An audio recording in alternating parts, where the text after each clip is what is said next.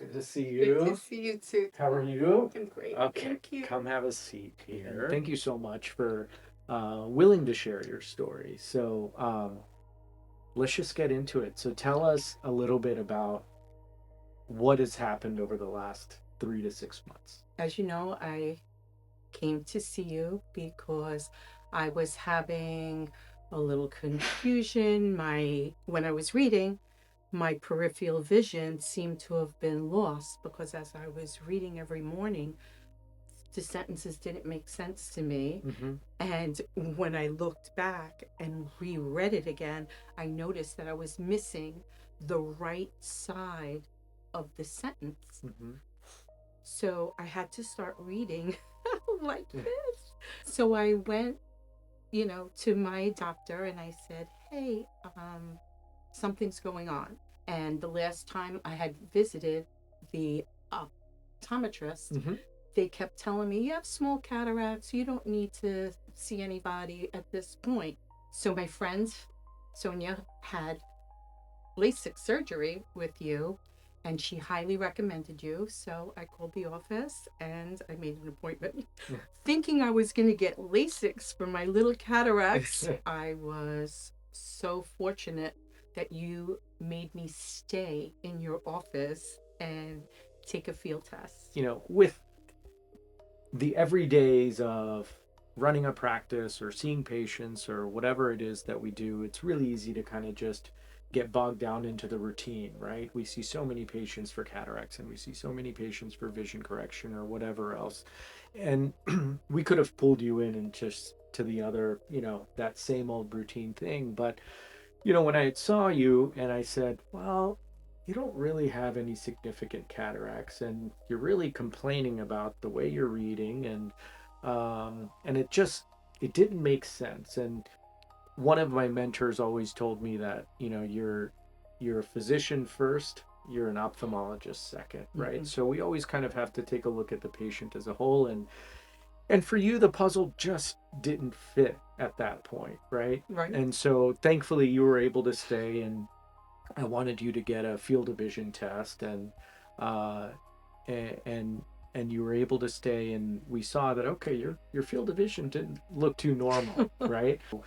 Shirley had a homonymous hemianopia, so she was missing the right side of both of her fields of vision, and that explained exactly why you had so much difficulty scanning and reading books and pages and websites and those types of things. You told me not to get upset because we're going to move forward, but you have either a tumor in your brain, either something was wrong with my pituitary gland, or possibly I had a past stroke that I didn't know about. So you booked me an MRI in this office, and it was so difficult for the girls to have an MRI placed as soon as possible. So we booked one for, I believe it was the 29th, but on the 23rd of August, I was at a retreat all day. From there, I went home. I had bought food on the way, fed my family, sat with them, then went to bed because I knew I had to be up early to go to work the next day. But somewhere in the middle of the night, I was walking the walls. I knew I didn't feel good. And I told my husband, I don't feel good. Take me to the hospital. Mm-hmm. But somewhere my mind and my voice was not connected. My husband told me I came out holding my phone in one hand and just doing this and looking at them. Yeah, So that's my so mind, scary. yeah, my mind thought I spoke to him. The next thing, my son called 911 and I was taken to the hospital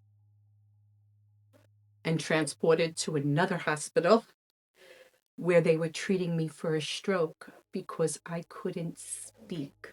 I knew what you told me, but since I couldn't speak, Mm-hmm. I couldn't tell them. Yeah. 3 days had gone by, and I finally was able to talk. And I was able to tell the neurosurgeon, hey, listen, I went to the eye doctor 3 weeks ago, and he told me that it's very possible I had a past stroke, I have possibly a tumor or a cyst in my brain, or something was wrong with my pituitary gland. So he rushed me in for an MRI within like an hour or so, and he came back and said, "You are correct. You didn't have a stroke. You have this massive cyst inside your brain." Goes, "And we need to operate tomorrow." And I had the operation. When he went to aspirate, the whole thing came out. They biopsied it and said that they saw nothing broken. It was it was one of the largest cysts that I've seen. And I'm so surprised that you had no other symptoms. You had no other symptoms outside of what you experienced right before feeling like you needed to go to the hospital. There's nothing I could recall. The only other symptoms that I was having, I thought was normal for age. I thought Yeah, it was like sure. beginning signs of dementia. Like instead of putting my coffee to heat up in the microwave, I would open up the cabinet and then realize, no, that's not going to work. And then focus Yeah, back to the microwave to put it in. Like that wasn't normal, but I right. just never thought it had to do with anything in my Yeah, brain. I just thought yeah, it was, I'm 60, it's normal, these things are gonna happen. yeah. Laugh it off. But And so lucky that this was just an arachnoid cyst. Thankfully, it wasn't a cancerous tumor, and it mhm, wasn't anything else. And you're back to living your best life now. yeah, And I'm so grateful that you were able to share your story. What would you say to patients who may be having any symptoms or anything that they feel, right. for themselves? It's important to discuss all your symptoms to your doctor. It's important not to self-diagnose ourselves. I think that's what I was doing when I was thinking, oh, it's just little signs of dementia. I'm not going to say anything to anybody, not my husband. They'll make fun of me. Like, I'm a religious person and I believe in the power of prayer. I was fortunate. My priest came over and prayed over my head the first day. And everybody was praying for me in places all over the world.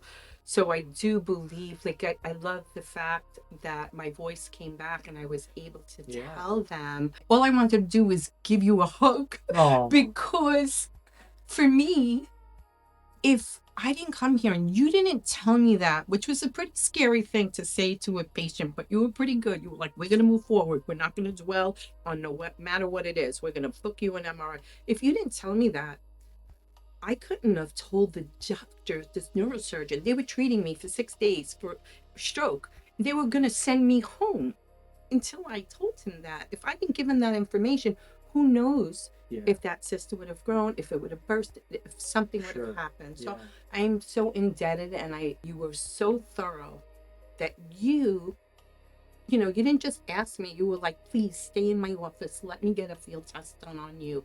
You were kind of like urging me. And I was like, okay, I'll stay and I'll take that test.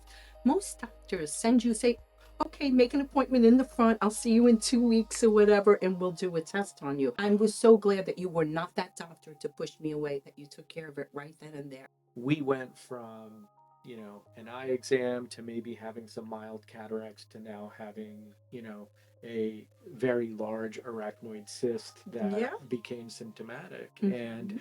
yes, the percentages of patients having that is really small, but you extrapolate that over a large population, it ends up being, a significant amount of people who may have things. So Who knows what would have happened, but yeah, I don't want to think about it. It's yeah, a yeah, success. all It's good. great. I'm walking, talking, everything is good, and I Oh, have more clarity now than I probably had in the last 10 that's so years. awesome. So, Awesome. wow, I feel youthful again. Awesome. It's so good to see you. Same here, Okay. doctor.